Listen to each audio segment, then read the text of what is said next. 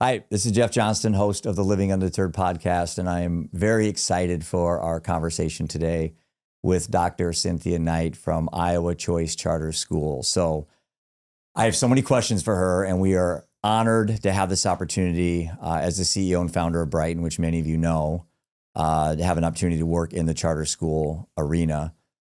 Full confession, when I met Cynthia, I'm just going to call you Cynthia, is that okay? That's fine. We'll can all the professional terms. Met her at the Scanlon School Center for Mental Health conference at the University of Iowa a couple years back. And as fate had it, the next year we were right by each other again. And it was something that just kept pulling me over to her booth. And Carson and I went over, met her, heard about the story, did some more research. And we thought, I think the charter school space, I think what we built at Brighton can fit really well with a web-based school curriculum. And that's how this whole journey started. So without any more introduction, let's start the conversation about charter schools and why they're important today. So Cynthia, very nice to have you here. I know you came in from Des Moines, right? Union is where I'm from, yeah. Okay. So, Is that near Des Moines? It's 60 miles north. Okay. So it's a nice little drive. Yeah, it was. But I think the goal today is to introduce the people that have been following me for many years about really what a charter school is, how it fits today.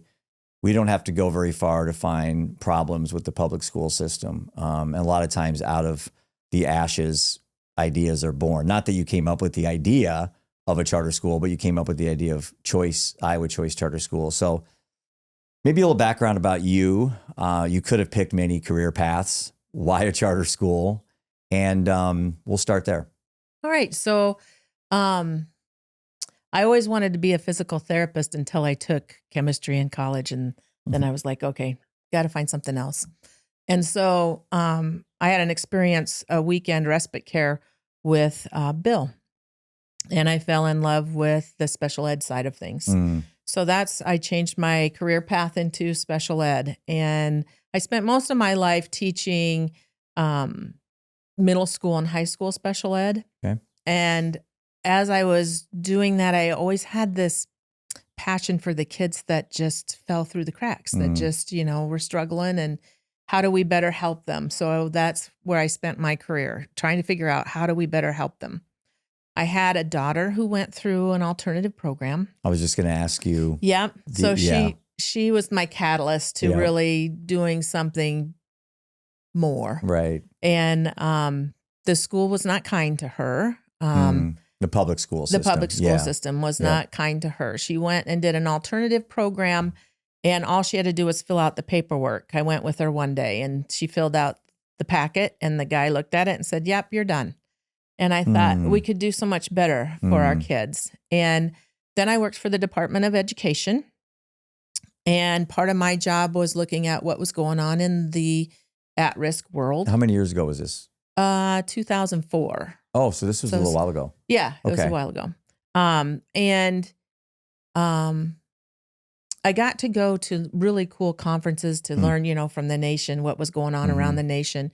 And I got to dreaming about what could we do for these kids, and talking to my daughter's friends, what was happening in the public school that kept them from coming, or they didn't want to come. And so I always said, if Iowa ever changed their charter school laws, I would apply. And they did. So I did. When did they do that? 2020. And when you say change the charter school laws, what do you mean by that? Like, so there were charters. There were charter schools then? Yeah, there were charter schools, but you had to associate yourself with a school district, with a public school district. Okay. So, and I had asked 5 different school districts if they would do this work, and they all said no. Why do you think so? Well, because I was dealing with the struggling kids, and the way Iowa uses their metrics, it could bring their rating down. Man. Yeah. Frustrating. It just makes your blood boil yes, when you hear stuff does. like that. Right. There's the collateral damage is always the kids. Absolutely. That's the problem with these initiatives. And then I wouldn't even say they come from a place of love. They come from a place of self-preservation. Yes. Right. Yes. I Yeah. would say that's right. And the desire to shine instead of build up. Wow. And So- I would think there's more kids not shining, right? Yeah, there's Like- 5,000 in Iowa every year.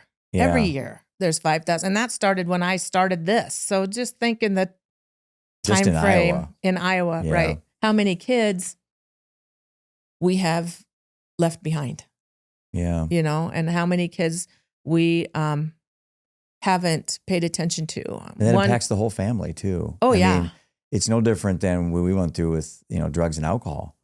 You have a child that's struggling, that it can bring down the whole structure of the family. Yeah.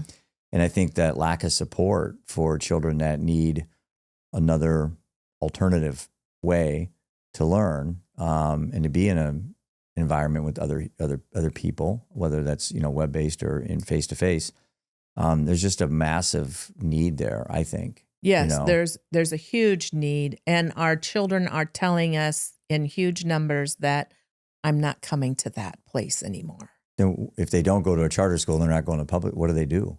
Just at home schooling? Right, or drop out. Hmm. They become a dropout. Private schools in Iowa, they have the ESSA now that the money can go and help pay for private schooling. Mm-hmm. But you still have to go there. And that's the thing that I kept asking the kids. And they said, I don't want to go to a brick and mortar school. I don't want to be in classrooms with other kids. I don't want to walk down the hallway and hear things that are hurtful. And I don't want to be in a crowd. And our schools, we've consolidated so much that our schools are huge. And we no longer have that personal, individual touch. Mm-hmm. And not every kid, like you alluded to, fits that system. And if they are not wanting to go to school for reasons that aren't academic, but just emotional, that's a massive barrier to learning. Yes. Right? Yes. Number one reason students come to choice charter school is bullying and harassment. Well, I don't think anyone out there, when I see of any, and I won't be specific here, but let's say you have an incident at a school. I think you probably know where I'm referring. Almost always you hear some bullying as like the reason why that kid came to school and did horrific things. Right. So that's I think I'm happy you brought that up because that's an important aspect. So let me, before I get too far ahead of myself, because I know I can go down so many rabbit holes. And one of the benefits of attention deficit, and it's not a disorder, by the way, it's a superpower, is that you never know where you're going to go. But, if you have a situation where you have public school, which is obviously where my kids went, most of my friends went, maybe for people that just aren't familiar, like a charter school. Okay, what is a charter school? Like its simplest terms, like they say in the startup business, what's your elevator pitch? How can someone conceptualize what a charter is? I can see what a public school looks like. I see the school buses. I see the cafeteria, the hallways. How do you conceptualize a charter school? So a charter school really is for a specific niche. So, you have your arts, you have your STEM, engineering type things. And then you have choice charter school, which deals with those kids that are struggling, that just won't or can't go back. So really a charter school should fit a niche of more specific area of need. Now, is that, there are bricks and mortar charter schools, right? Absolutely. Okay, so yeah. maybe help our listeners understand what the difference is between a web-based online charter school, such as Choice, versus a bricks and mortar charter school. What's the biggest difference other than the fact what I just said? I would say the building is the biggest difference. Are they similar to public schools in a way? Yes, we're funded the same. We are a free public school. So we are a public school. Okay. It's as if you just moved to another town and you're going to go to this school. Okay. This school has a specific purpose of meeting some need. Mm-hmm. It could be low income. Mm-hmm. It could be like I said, the arts or STEM or, whatever the purpose is, people then decide to go there or not. Mm-hmm. And so it's not, before charter schools, there was no choice. You went to the public school, Right. or you went to private, and a lot of people can't afford that. So there wasn't any choice. The parents had to send their kids. And as we know, in public schools, there are some that are doing fantastic, and then there's some that are not. And if you happen to be in one that's not, you didn't have a choice. You had to keep going. So charter schools provide parents with another choice. Mm-hmm. There's so many kids, I would think, in that niche that you're referring to have always been told things they can't do, right? Yes. Right? So I would guess that Iowa Choice Charter Schools focuses on what they can do. Absolutely. Can you take that further for us? Yes, I can. So we have quite a few young people who want to be farmers or want to be on the farm, raising cows, just doing their thing that they love to do. Like any kid wants to do. Right. And so so we take them and provide a school that allows them the freedom to do that. If they're calving, they can go out and do calving, and then they do school. So they get to do the most important thing for them. If they're a parent, they get to deal with their children first and love on their children, and then they can do school. So just providing the flexibility and the freedom to pursue their own passion is huge. There was another young man who wanted to be a butcher, and so we got him into an experience where he could go into a locker and learn all about what that is about. And what his mom said is he changed. His whole being changed. I bet. So he didn't have a plan to begin with, and he wouldn't look you in the eye, and he felt stupid and dumb. Yeah. And well, that's what society kind of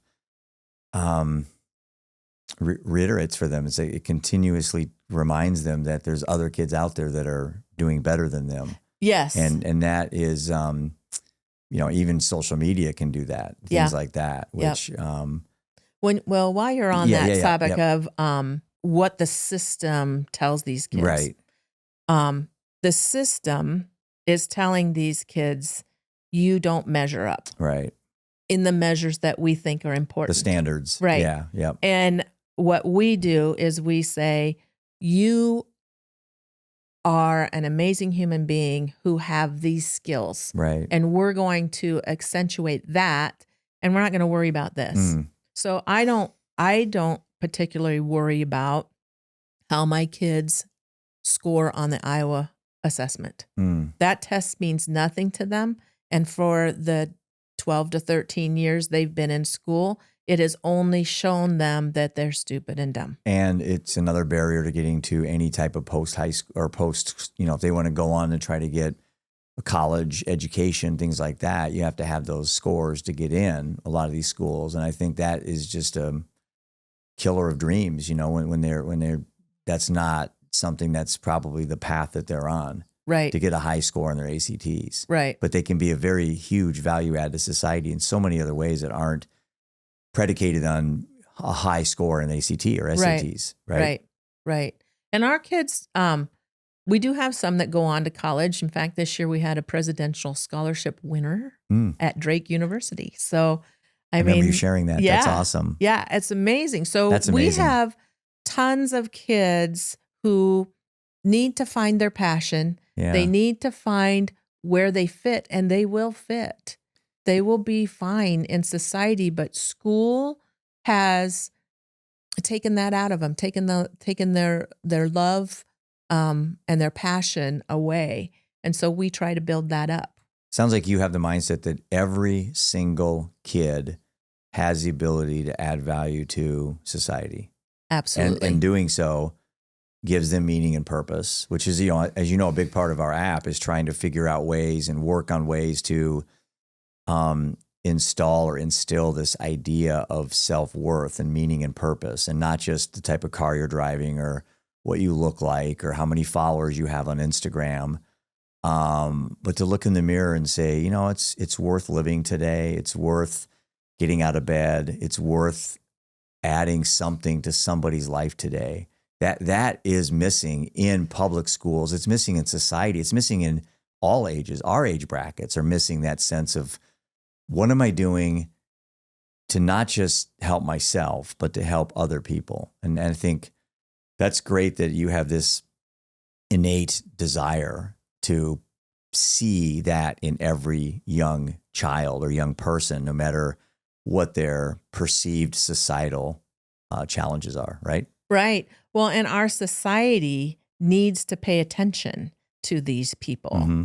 And we need to create places for them Mm-hmm. to become productive citizens. Mm-hmm. That should be the goal of school. Mm-hmm. End of story. Mm-hmm. Whether they get a high score on anything doesn't really matter.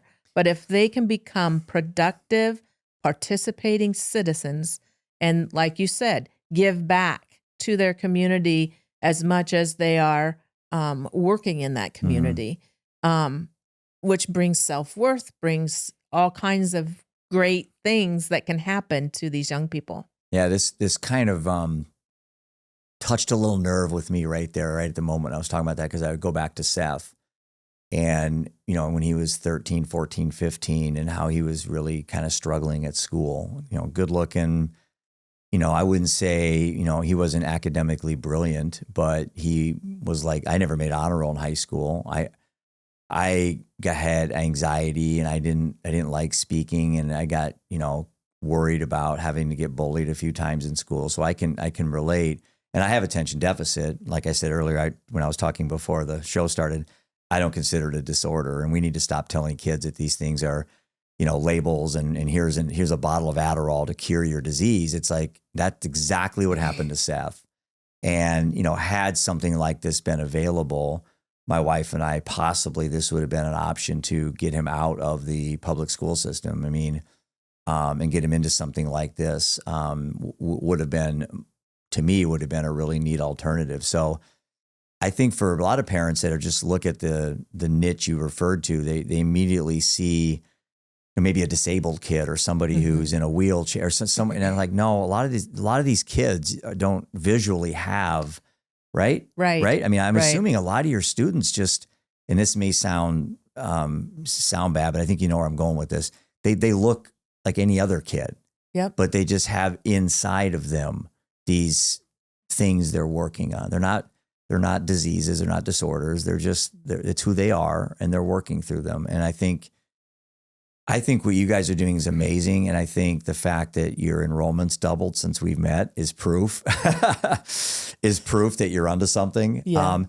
Let's do this. Why don't you share just real quickly what a day in the life looks like for a student? Like, they get up in the morning, they log into their account, maybe step through a few minutes, kind of, you know, for any parent looking out right now saying, I'm really interested in this. I'd like to learn more. I think a day in the life, and maybe a day in the life of the parents too. How do you assist as a parent? Do you look over their shoulder? Do you have reports you have to sign off on? I mean, how's it look like? Yeah. So we're 7-12. So our 7th and 8th graders their day looks a little bit different than the 9 through 12. So the 7th and 8th graders have a more of a typical day. They start around 10 o'clock and go till about 3. Okay. And the high schoolers then, we work on 2 classes at a time. So they don't have a full load because they can't, that didn't work. Yeah, right. So they have 2 classes at a time that they work on, and they take those for about 6 weeks. And then we never fail kids. And that's another thing that public school systems does. In 90 days, you get a grade and you either pass or you fail. And if you fail, you have to start again. And some other time when it's offered again, or you start from the beginning, we let kids continue on. So at the end of 6 weeks, if they aren't done, they can keep going, or they can put it on pause and come back to it later, but they never have to start over. So anywhere between the hours of 10 and 6 in the evening, they will be online. We have thing called the Charterverse, and it's like Minecraft or Yeah, Roblox, yeah. and you have your avatar and it walks. Yeah. So it connects your brain that I'm going to school instead Right. of just opening up a Zoom.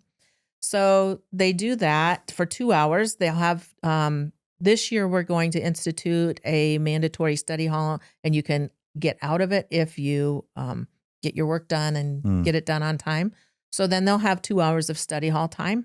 They all have a mentor that meets with them 2 hours a week online. Mm-hmm. And that mentor helps them stay on task, executive functioning type things, as well as how are you doing today? Yeah. And do you need any help? Are you homeless? Are you, do you need to know where the food bank is? Do you need, Wow. whatever they need? We try to provide that as well.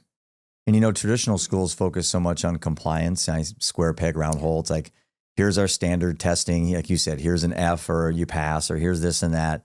You guys seem to be really investing heavily in individuality, growth, love, empathy, empowerment. And that aligns perfect with Brighton, because in a way, that's kind of how I envisioned Brighton to be born, was not to be treatment based. We didn't want to be just sending kids to the doctor to be told they have attention deficit disorder. Here's a bottle of Adderall, because in my family that didn't work out too well.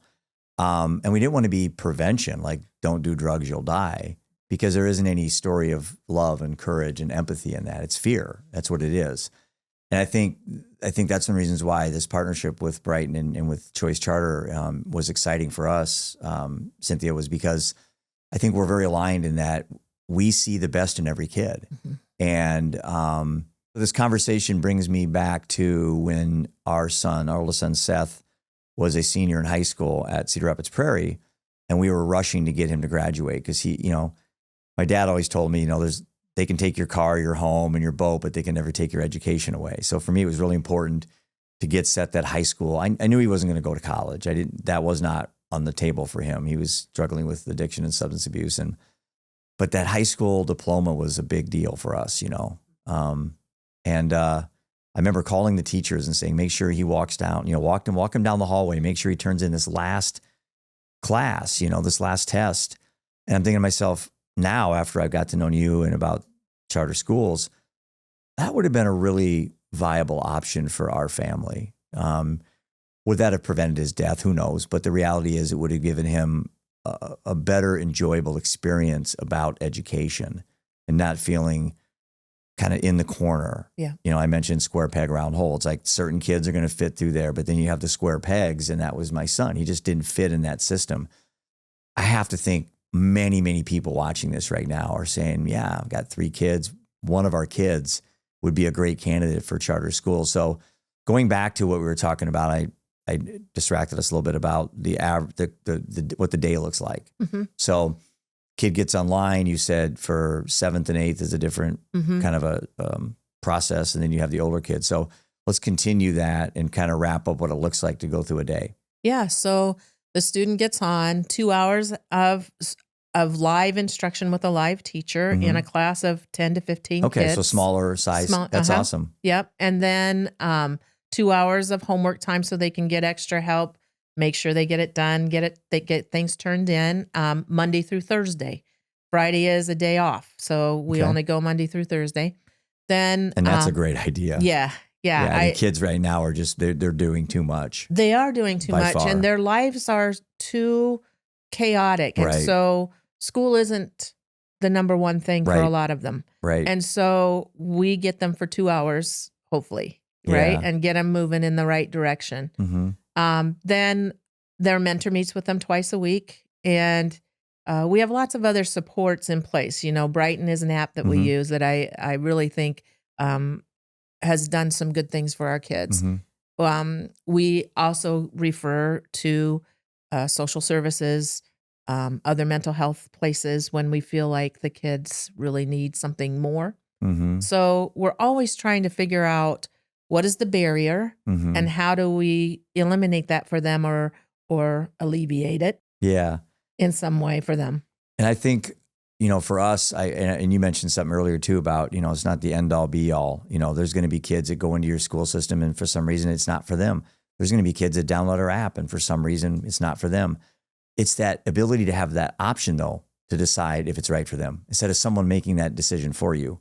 And that's why I think for parents, and I keep going back to my situation, we all do that, right? Mm-hmm. When you hear a story, you go back to your own life. Yep. And I think of all the options I wish I'd had more available for my wife and I when Seth was struggling.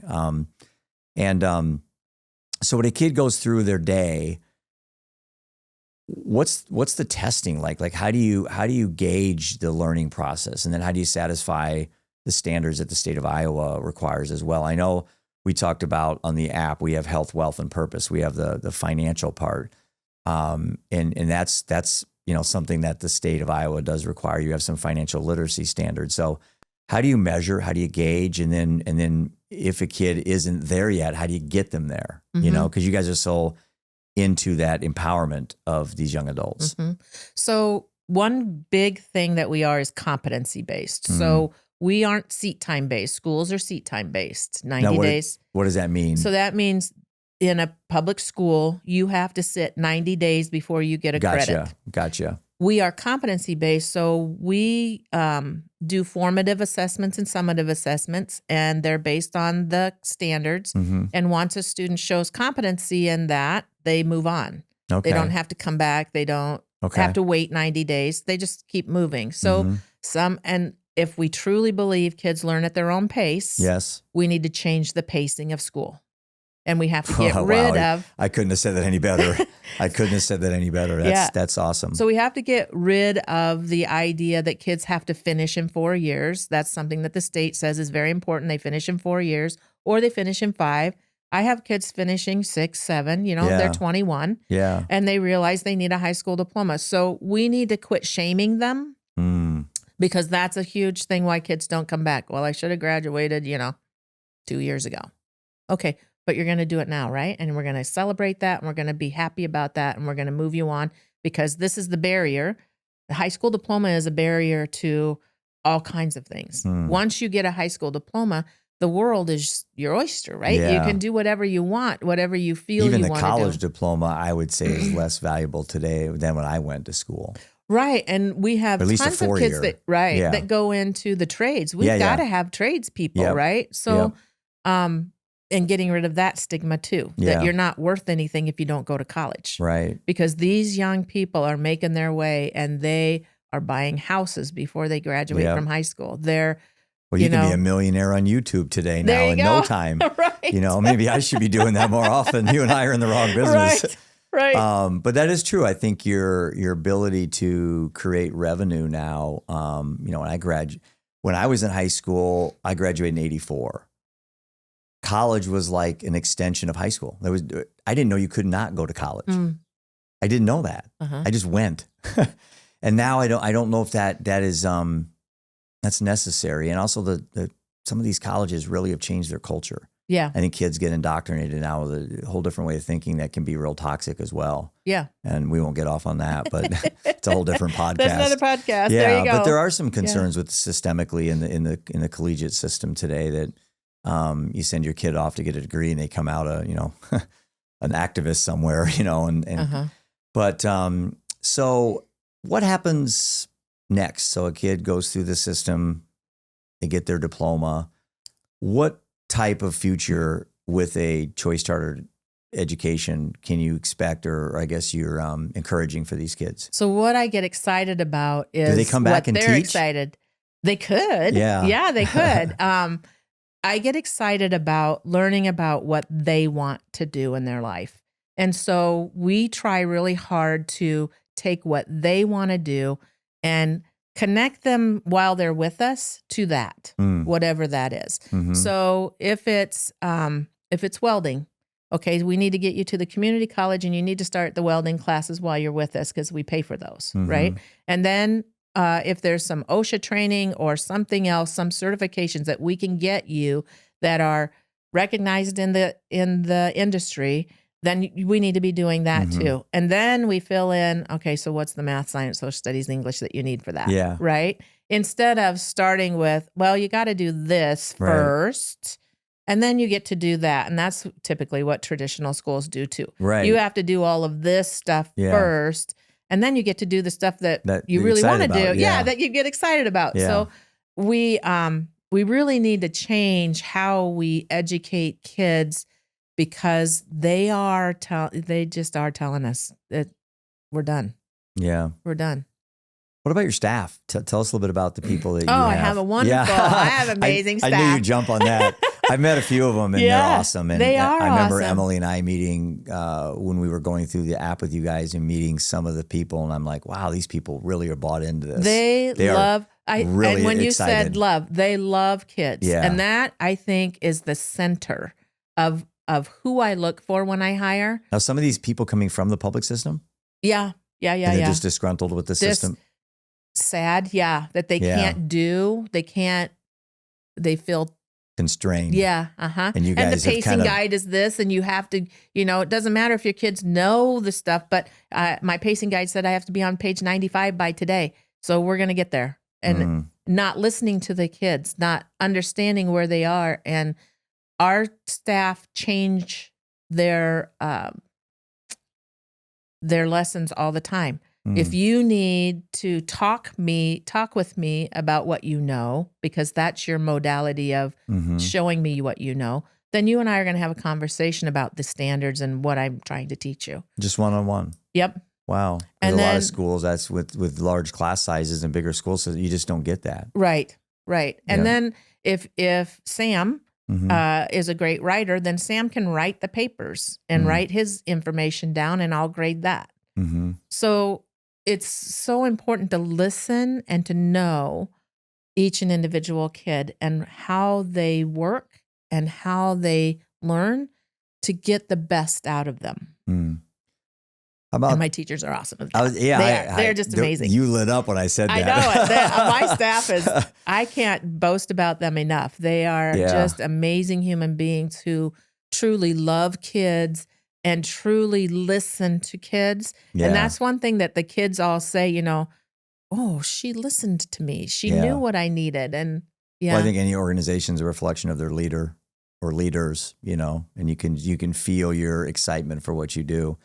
Brighton is going to be heading down to Orlando. I don't know when this is going to play, but probably after we got back from the conference. We're really excited to be at the National Charter School Conference in Orlando. And I looked at the amount of people coming. This is a big industry. I think there's 8,700 charter schools in the country. Now, some of those could be bricks and mortar. I don't think those are all online, right? No, right. I would say the majority are bricks and mortar. Okay. Yeah. So how many charter schools are in let me go back to the conference real quick. So, and just the number of vendors there and the people that are now kind of being drawn to this alternative way for parents to consider putting their kids into the education system.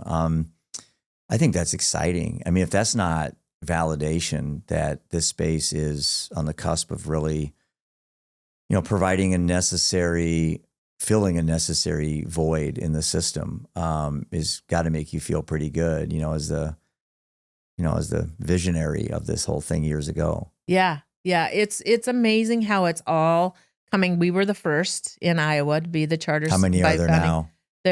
I think they're going to be 17 now. Oh, okay. Yeah, in Iowa. So not a whole big number, but being the first, and then the next year there were 2 more, and then so we're in year 4. This will be year 4 of the charter school in Iowa. It is amazing, and I love to see it grow, and I think that's how education is going to change because they've tried for many, many years to change how education is. But when you have a system that is as strong as it's been, it's really hard to change. Yeah. So this whole charter school, I mean, if you look at the things that are going on in the charter schools, it's very innovative. It's not a traditional look of school. It's very different, and it's probably more student-centered than teacher-centered. And I think that is huge too, that we listen to these kids and we take them from where they are to where they want to be, not where we think they should be. It's hard to learn when you have anxiety and your biggest concern is walking down the hallway. And, well, I'll be careful to say that because at some point these kids are going to have to learn how to go communicate out with humans. I mean, unless they're going to be, we're all going to be AI androids at some point, which I think there's some conversation of that happening. But it's like, let me pivot a little bit and talk a little bit about how you develop interpersonal skills, because it's one thing to be learning in an area where you can control your environment, but that's not the real world, right? So what are some ways that you are installing in these kids the ability to have face-to-face conversations and stuff? I mean, obviously, Zoom meetings are great and so forth, but it's a little different. But so are there ways you guys can encourage these kids to get out a little bit more, to be active in maybe nonprofits or just be in the community more so they can work on their interpersonal skills? And so they're not so heavily dependent on their computers and stuff, because we know the problems that kids in the public school system are having with TikTok and Snapchat and these things that are the algorithms are so insidious and so unfortunately designed to make their lives miserable. What ways can charter schools encourage kids to get out there and do that? We are going to institute, it's called the Code of Honor, which will help them think about what can they do in their community, what can they give back into their community. Awesome. I would say, though, that the kids that we get are very social, but they aren't social to people who are mean to them. Good answer. So yeah, they, we think that because they're on an online school that's all they do. Right. They don't. They participate in their communities. They go out with their parents. They go out to eat. They go out to the malls. They go out and shop. Sports. They can all participate in their local sports clubs. These kids. Well, thanks for clearing that up, because I think some people watching this think they're just sitting all day on their computers. Yeah, and they're not. I knew they're not. Yeah, they're not. They're participating in the world, in the way that they want to participate in the world, and it's good for them, right? They go to their churches. They go to the food bank. They go to the ARL. They go out and they do things outside of school. And I think it is a misnomer that, it is. Yeah. Because I assumed that when I first met you, they're just gamers. They're just, they just sit here all day and game. And, it's a stigma for sure. Yeah. So what do you see in the next couple of years, like new initiatives at charter schools? Maybe you guys in your specific school, but maybe just the industry as a whole. What are some of the opportunities that are coming that you guys are excited about? I would say bringing in industries more into the school. Like businesses? Business. Corporate America, pretty much, yeah. And having them be more part of the pipeline that they want, and so that they can help us train new employees, train what they need, train a workforce that they need to fill. I see that being a huge the innovation. Financial aspects of a school system. So twofold question here. One, how do you guys survive? And then for the average parent, what's the cost structure? Like what should someone expect to be committed to go to an Iowa Choice Charter School for a year? Yeah. Or you guys have them broken down into different terms, but yeah. So being a free public school, we are free, and we provide computers and Wi-Fi for kids free. That's the first question I think people are going to ask. Yep, it's free. It's free. Everything's free. We can charge fees, so I think you can see some charter schools charging fees for things, like I don't know what they would charge for. Maybe a technology fee or something like something that. Pretty minor. Yeah. Yeah. So it shouldn't cost. School should be free. Yeah. And it's not. That's the other issue is I have a grandson that's going to a public school and it's not free. I'll let you know. It's not free. No, I know. I know. And so there's that. And then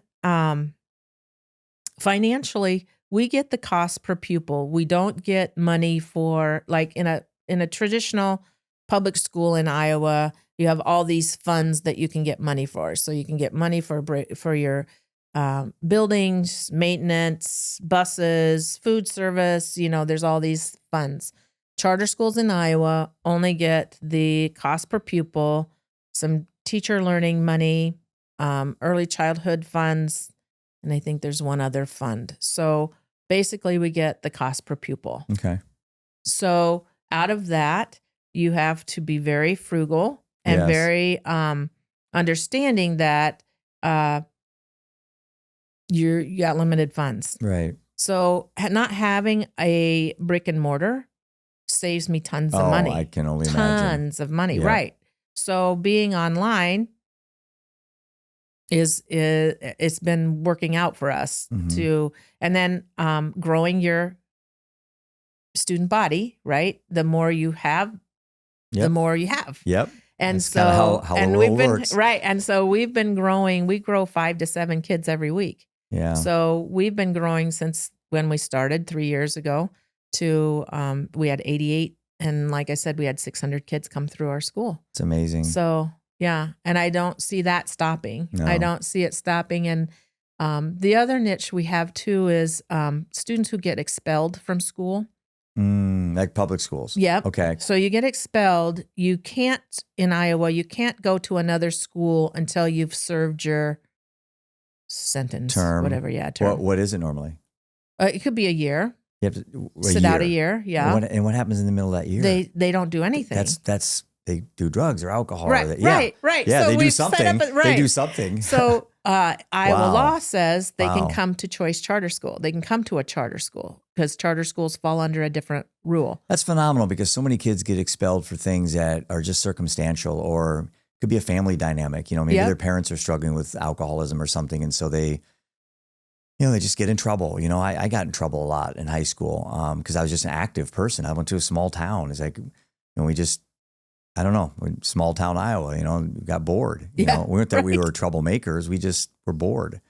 And I think that's an awesome alternative for a parent that has a child that, for whatever reason, their own or someone else's, or just bad luck, got expelled or suspended, and they don't want to lose that momentum. Right. It's like, that's the biggest fear we had with Seth was like, how do we just keep him on the good hamster wheel, not the bad one, where you're just constantly putting out fires.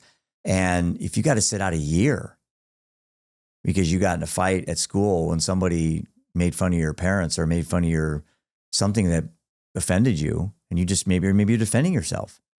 Yeah. But it's circumstantial. Right. What are you going to do in that year?